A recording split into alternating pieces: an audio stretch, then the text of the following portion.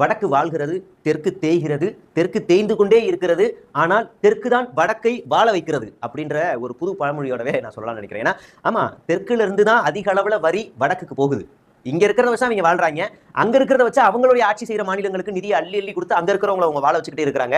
இங்க எங்களுக்கு வளர்ச்சி வேணுங்க, எங்களுக்கும் நிதி கொடுங்க, நாங்களும் இந்தியா வரைபடத்துல இருக்கிற ஒரு மாநிலம் தான், எங்களுக்கும் கொடுங்க அப்படின்னு கேட்டா முடியாதுப்பா, உனக்கெல்லாம் இது கொடுக்கணும் இல்லங்க, எங்களுக்கு கோவைக்கும் மதுரைக்கும் மெட்ரோ வேணுங்க, அது வந்துச்சுன்னா இன்னொரு ஒரு சென்னை மாதிரியான இன்னொரு 2 நகரங்களை நாங்க உருவாக்க முடியும், அதுக்கு நீங்க உதவி செய்யுங்க அப்படின்னு நம்ம கேட்டா அதெல்லாம் முடியாது. நீங்க என்ன இது மக்கள் தொகையே சரியா இல்ல, அது இல்லாம என்ன அதெல்லாம் நீங்க பண்ணிட்டு இருக்கீங்க அப்படின்னு நிராகரிச்சிருக்காங்க. அதுக்கு இங்க இருக்க சங்கிகள் சொல்றாங்க, நிராகரிக்கலங்க, விளக்கம் கேட்டிருக்காங்க. உங்க விளக்கத்தை பத்தி எங்களுக்கு தெரியாதாங்க, உங்க விளக்கத்தை பத்தி இங்க கேட்கிற காரணம் என்னன்னா மக்கள் தொகை கம்மியா இருக்கு அப்படின்றாங்க.